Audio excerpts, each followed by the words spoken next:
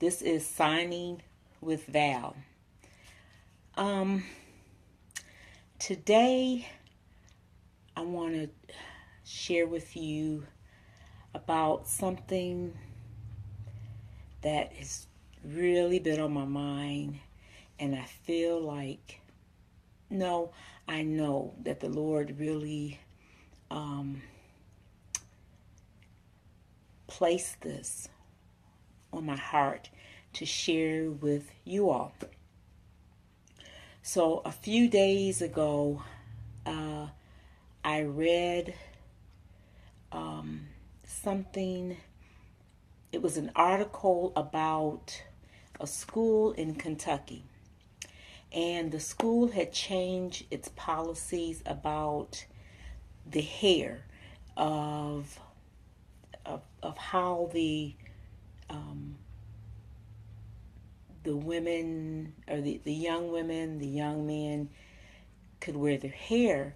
But it really, people really became upset about it, and it touched my heart. Why? Because many years ago, when I went to college, this was after I had graduated high school, and I went to a college that was mostly white. Some of the people there, well, I know one for sure, had never met a black person. Many times what would happen, there were the school had like 1,200 students, but only about 100 were black, and 100 black, but from those, 40 were from Africa or Jamaica, etc. So many times we would go downstairs into the kitchen, and we would press out our hair.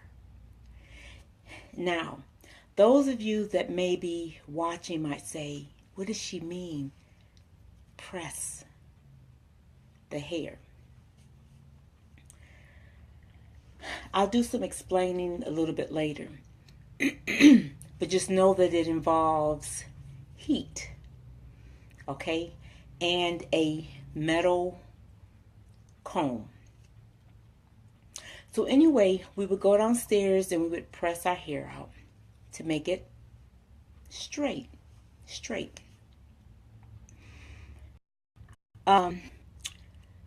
One day, but many times what would happen, the white students would come, or women, because at that time it was only women in my dorm.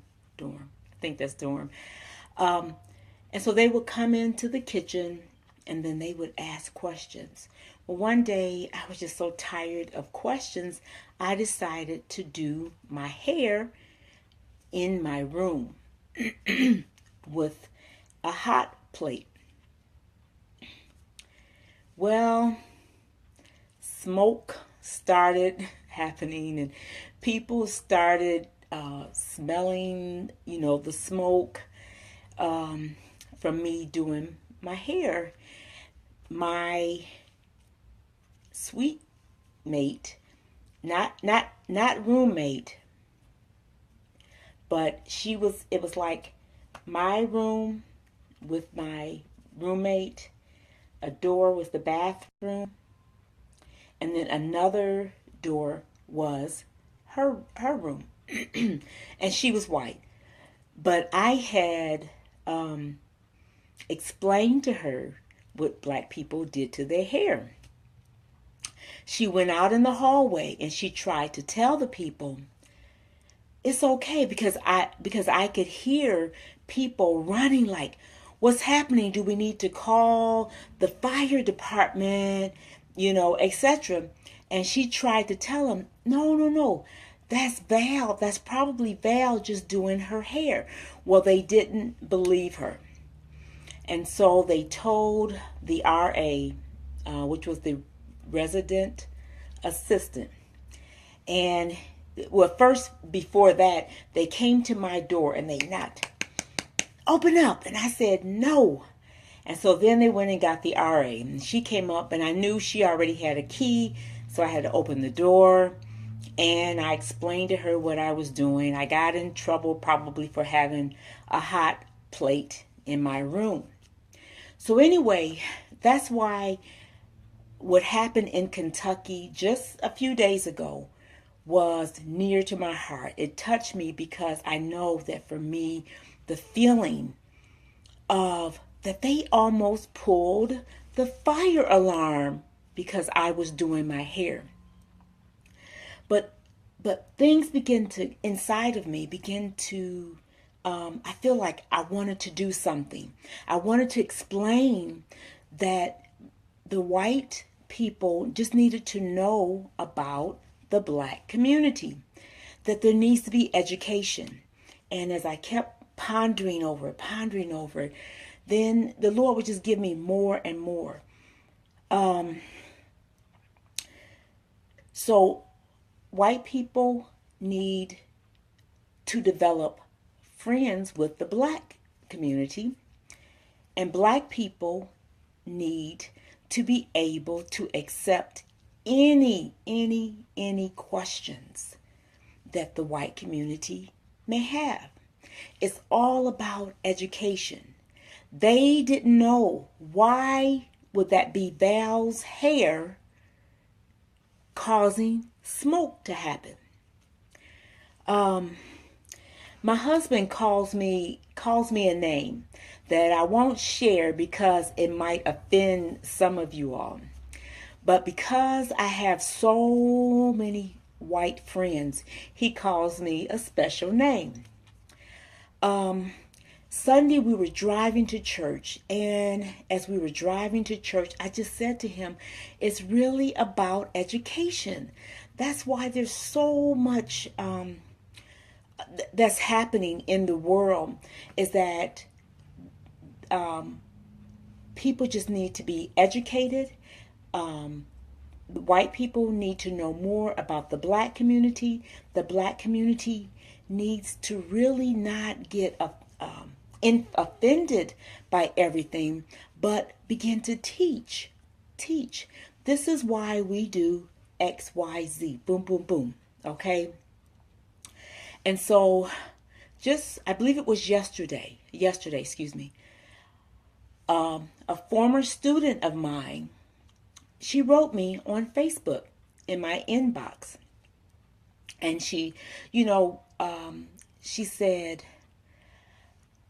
you were the only person in my life. Now, she's white, okay? The two of us in the past lived in Michigan together, and I would teach her. I would go to her house and teach her sign language. And so she said, you were the only person in my life who would allow me to ask any kind of questions related to race or culture in general. And I know that this country is in desperate need of more people who will let other races ask the dumb questions that we sometimes get, and she used the word crucified, for asking in public. Thank you for being a safe place for me to learn not only sign language, but also some culture also. And so it was a wow moment for me because I had just had that conversation with my husband. And this morning I woke up around 5 o'clock and I just could not. I was tossing and turning because I know that there has to be unity. That again, the white community has to develop black friends.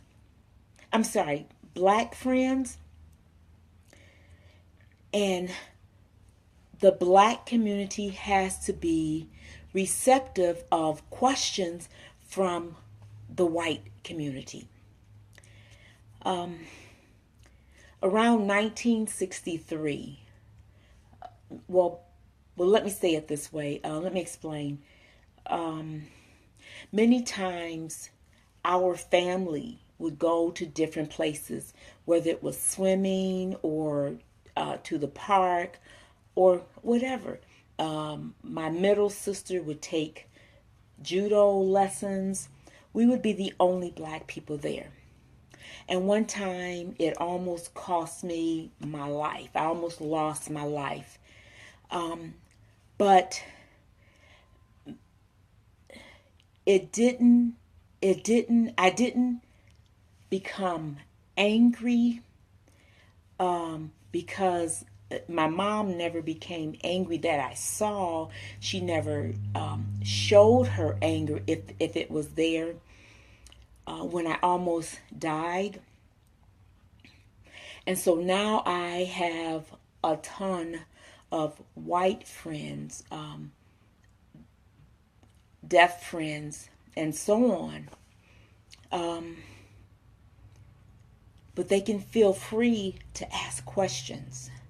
And I feel that if people could ask questions, and that if we as a black community would be open to or accepting of the questions, that would bring unity.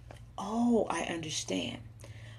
When I used to work at Ford Motor Company many years ago, there was a white lady there. I believe she was a supervisor. And we were just sitting one day talking. She was white, as I said, and she began to ask me some questions. One question she asked me was, why do black people say axe? You know, an axe is something, cut a tree down, boom.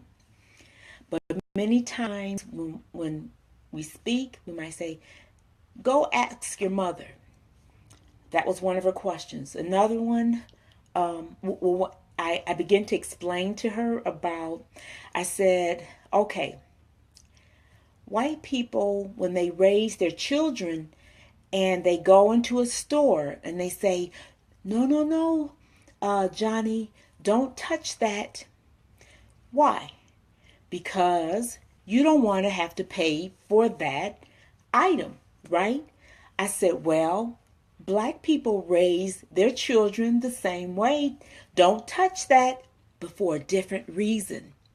And she's like, really? She didn't understand. I don't even think she believed me. I said, yeah, it's because when we go into a store, the manager or whoever is going to think that we are going to steal something. So we teach our children as black people, don't touch it because we don't want them to think you're going to steal. Now, she didn't believe me. So there was a black engineer happened to be walking by. And I said, hey, Ray, his name was Ray. I said, Ray, come here. And so I said to him, I said, Ray, when you teach your children not to touch things in the store, right? And he's like, yeah. I said, why? He said, because they think they're going to steal something. And so that was education for her. So as we begin to get education about each other, there develops unity. The fear will begin to leave. Just like with the deaf community.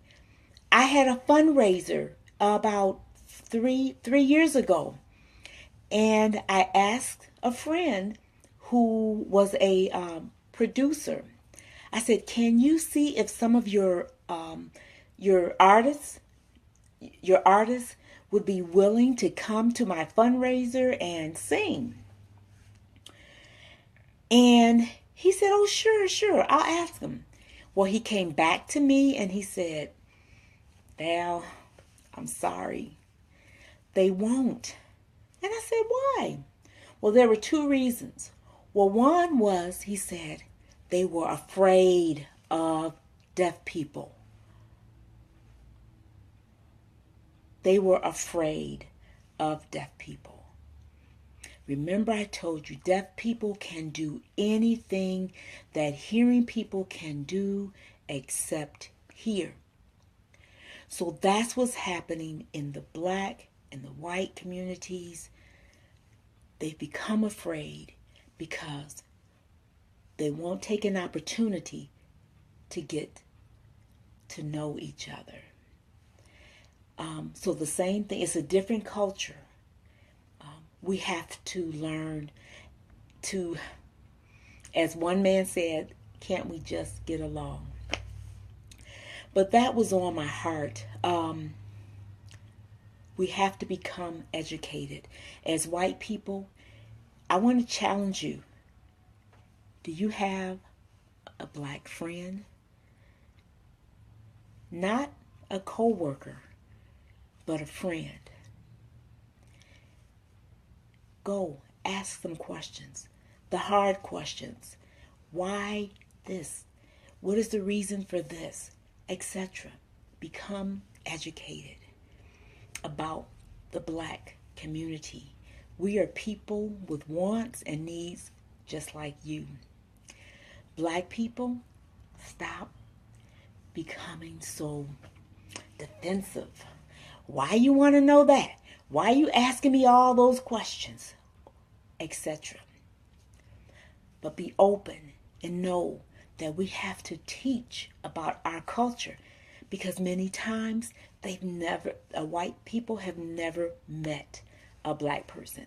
I know that this is a video that not many of you expected, but it was on my heart. I know that this is something that God wanted me to do, because we have to develop unity. There's so much happening. People are dying, black, white, etc. So I hope that there's something you have learned from my experience.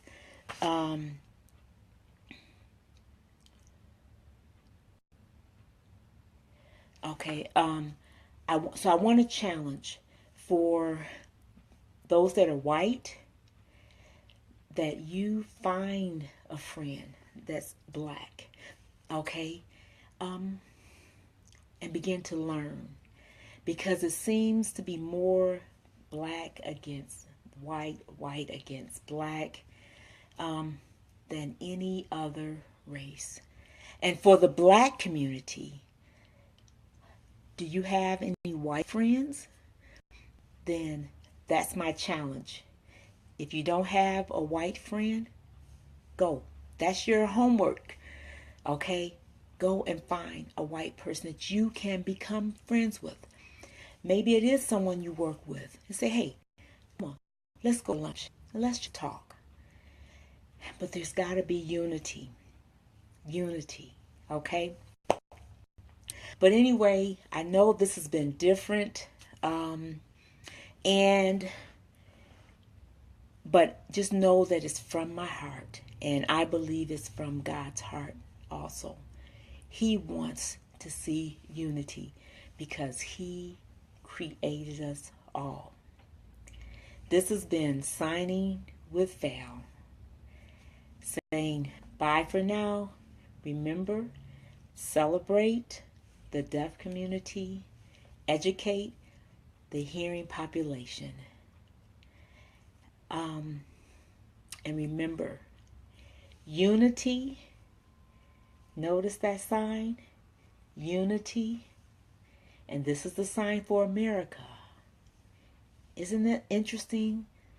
Same motion. Unity in America begins with you